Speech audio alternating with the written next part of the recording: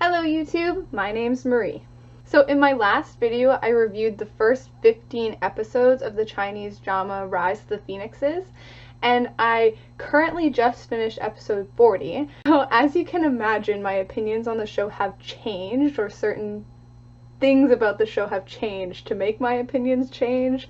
Consider this like an update video. It'll still be spoiler free, so if you watch that first impressions video and you're still unsure if this show is worth your time, this is the natural follow-up. And at the end of those 15 episodes, I loved the characters. I actually fell in love with the characters incredibly quickly with this show, and that's the reason why I watch it and love it and suggest that you watch it, is because the characters are fantastic. But I did have quite a few problems, 5 major ones to be exact. Firstly, I thought that the cinematography and the editing is very boring and uninspired. Secondly, I think that there was a lack of visual storytelling within that first 15 episodes, and I'll explain what I mean by visual storytelling a little bit later. And thirdly, there's a lack of action.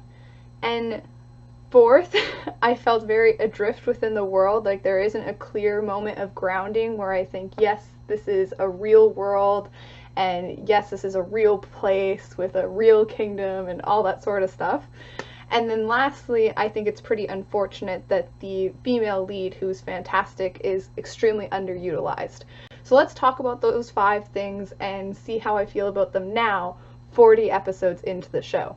So first, boring and uninspired cinematography and editing. I actually still stand by this statement. There's no real artistry that's going on within this series. You know, other Chinese shows like Tenzin Mystic, to me, is just like such a joy to watch. And then also Tribes and Empires, although I did abandon that show because the characters were awful, it did look really nice. This show, it doesn't even seem like it's giving any sort of attempt to be artistic and to show filmmaking and that sort of media as an art. You can just tell that with this show, with Rise of the Phoenixes, that was not a priority, and it's okay. Seeing as the characters are so great and some of my other problems have been improved, I can forgive and move on. So number 2, a lack of visual storytelling. This has improved, and I'm very pleased with the place that we're at right now. Within the first 15 episodes, I could only think of maybe 2 scenes that were visual storytelling, and I'll just explain that right now. To me, when I say visual storytelling, it is a moment or a scene within a show that has no dialogue. It is up to the filmmaking, the angles, the editing, and especially the actors involved to portray the emotions going on and maybe like even plot things that are happening without any dialogue or voiceover. That's what I mean by there's so many moments now that I didn't even attempt to keep track. For instance, there's a moment when the crown prince sits on the throne and his sister bows to him, and that was really powerful, but nobody talked. There was no discussions going on, there was no conversations. It was just extremely powerful. You understood how he was feeling and how she was feeling, and it was just a great scene. And then my other, probably the scene that is really sticking with me lately is when our male lead walks in on the headmaster having a very intimate moment with his wife as he brushes her hair. And in that moment, the male lead remembers a moment he had with the female lead that was our true hint at like an obvious romantic relationship possibly developing between them. So he remembers that as he walks in on this intimate moment with the headmaster and his wife, and you can just tell from his acting that maybe he's a little bit lonely and maybe he's yearning for that sort of companionship and intimacy with our female lead. But there was no talking. Nobody explained that to me. I just picked it up, and I really like that.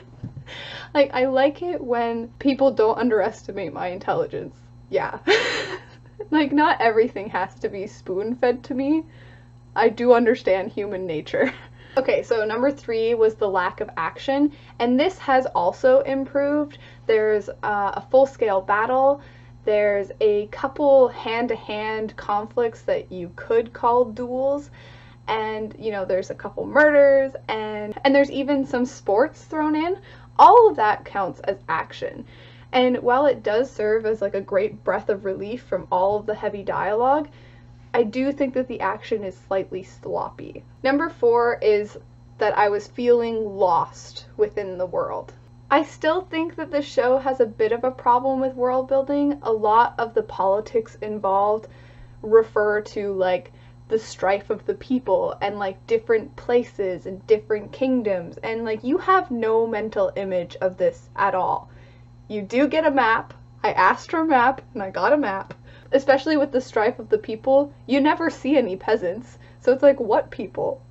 I've also learned to forgive that about the show as well, because again, the characters are so great. And speaking of characters, that leads to my 5th point, was that the female lead was extremely underutilized within those 15 episodes, and dang girl, she's not underutilized anymore. And that's really because she's disguised herself as a man and then gotten a position at court, working really closely with the emperor, so that gives her a lot more power. Her words are highly regarded. She's got a great relationship with the emperor, and she's just overall a more important person on her own, separate completely from the male lead, and that puts them on more equal footing, making all of their interactions also more interesting and compelling. I really liked that she is coming into her own. She's got her own people helping her. Her relationship with the male lead is so dysfunctional, like so dysfunctional, and so interesting that I can't wait to see where it goes. I absolutely loved how they clashed at like fundamental levels. Like their philosophies of dealing with conflicts is just so different, and I think the reason why I liked that is because both are like equally valid or have like good arguments. It's not like, oh, she's good and he's bad. It's like they're both gray. So if you're still uncertain whether or not to watch this show after all of this, what I would suggest you do is I would watch 5 episodes. Cut it off at 5. If you don't like the characters by then, this isn't the show for you, because the show truly is spearheaded and just everything about it is about the characters. So don't watch this thinking, oh, the filmmaking will get better. I mean, it does, but it's not enough. Like, you need to like the characters. So just like in my last video, I had a really fun time talking about my top 5 favorite characters, so we're just gonna do that again, okay? Number 1 is still the female lead, especially now that she has more to do and she is her own entity with her own goals and her own, like, oh, I love her so much. And she's definitely not a Mary Sue. She has things that she's good at, and those are her strengths, and that's what she plays to, and that's very smart. The plot is not convenient. She's not like, oh, suddenly I'm a great dancer, or oh, suddenly I can sing, or oh, suddenly this and suddenly that. It's like, no. You know, she's smart, she's strategic, she has some fighting abilities, but she's not a martial arts master, and those are the things she sticks to. And she's quite playful, and I love her. I really do. Now, for my number 2 favorite character is actually a secondary character that to me deserves a lot more screen time, and that is our female lead's bodyguard. I can't remember his name. It starts with an N. It's like, no. But I think he's great. I love how blunt he is, and I love the interactions he has with the female lead. In my last video, the male lead was my 4th favorite character. Now, he's my 3rd favorite character.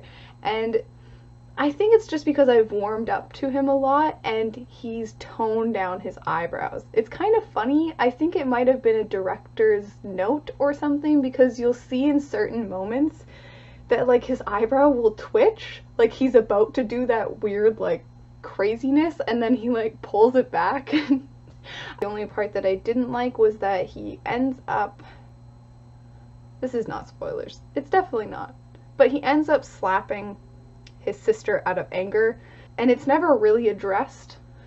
It's like this moment, and his acting's really good, and then he slaps her because he's quite angry and she said something she shouldn't have, but it's like, if you're gonna do that, to me, later you have to address it. Maybe there could have been a conversation between him and the female lead about how that sort of abuse shouldn't be okay. But that's also me projecting this time period's morals onto a character that is set way back when. But it still made me cringe a bit because he slapped his sister. Next, I really liked the Emperor within these episodes. He is just such a sympathetic character to me, and all of his interactions with the female lead were golden. So much fun to watch. And last is a tie, because I can't stick to my own rules. For my fifth favorite character, it is the princess, because I do really like her sibling relationship with the crown prince. And lastly is a visiting prince from a kingdom that's under the control of the empire, or like a neighboring kingdom. I'm not quite sure. Like I said, world building is iffy. Okay, that is everything from me. I'd really like to know your guys' favorite characters, because this show is all about the characters. Have a good day, have a good night, bye!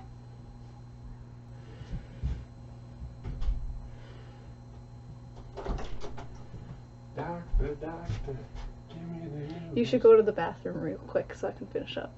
Just like Oh, go, you're filming. just take a walk around. I literally just have to say that's everything from me, bye, but I can't do it with you here.